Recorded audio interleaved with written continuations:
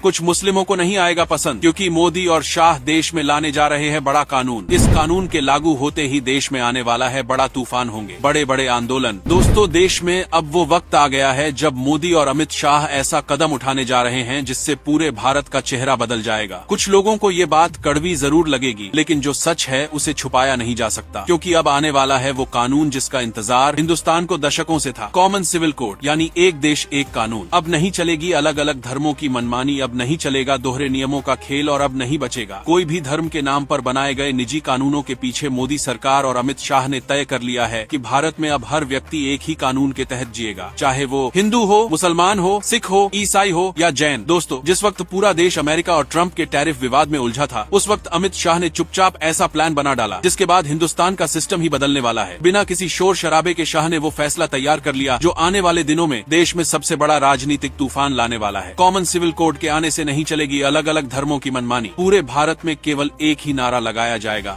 एक देश और एक कानून। जी हाँ, कॉमन सिविल कोड की शुरुआत हो चुकी है उत्तराखंड से, और अब वहाँ इसे पूरी तरह लागू कर दिया गया है। ये सिर्फ एक राज्य की कहानी नहीं, ये पूरे भारत का ट्रायल है। एक ऐसा ट्रायल जो आने वाले वक्त में हर राज्य के लिए रोड मैप बनेगा। अमित शाह ने इस कानून को लागू करने के लिए प्लान इतना फुल प्रूफ बनाया है कि कोई भी इसे रोक नहीं पाएगा। सरकार ने टीम भेज दी है ताकि उत्तराखंड में ये सिस्टम बिना किसी रुकावट के चले, और फिर धीरे धीरे इसे पूरे देश में लागू किया जाएगा। अब तक भारत को सेक्युलर देश कहा जाता रहा, जहां हर धर्म के लिए अलग कानून बने थे, लेकिन अब मोदी सरकार कह रही है खेल खत्म, अब केवल एक कानून चलेगा। अब हर भारतीय चाहे किसी भी धर्म का हो, उसे एक ही कानून मानना होगा। यही असली समानता है, यही असली एकता है, यही असली राष्ट्रवाद है। इस कानून के आने के बाद सबसे बड़ा फायदा होगा मुस्लिम महिलाओं को, जो सालों से शरिया कानून के बोझ तले दबाई गई हैं। कॉमन सिविल कोड आने के बाद 3 तलाक, 4 निकाह जैसी मनमानी का अंत हो जाएगा। अब महिला को वही अधिकार मिलेंगे जो किसी हिंदू या सिख महिला को मिलते हैं। और यही बात कुछ लोगों को खटक रही है। कुछ संगठन और कट्टरवादी समूह पहले से ही इस कानून का विरोध शुरू कर चुके हैं, लेकिन मोदी सरकार ने साफ कह दिया है, चाहे आंदोलन हो चाहे विरोध झेला जाए, देश में अब केवल एक कानून रहेगा।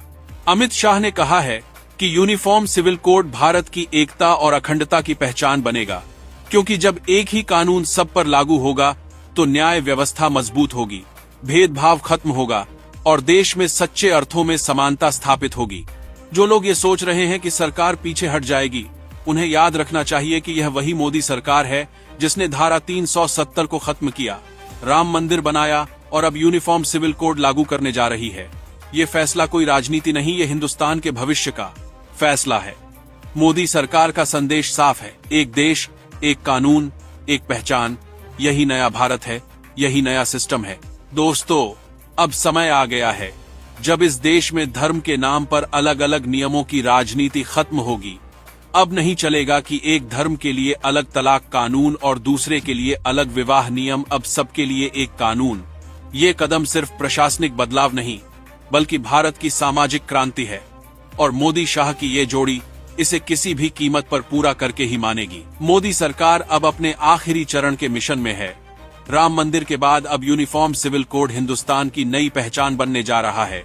दोस्तों, सवाल सीधा है, क्या आप चाहते हैं कि भारत में एक ही कानून हो?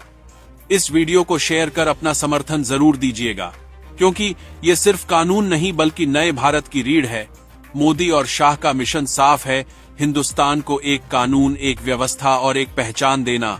तो तैयार रहिए, क्योंकि अब हिंदुस्तान बदलने वाला है।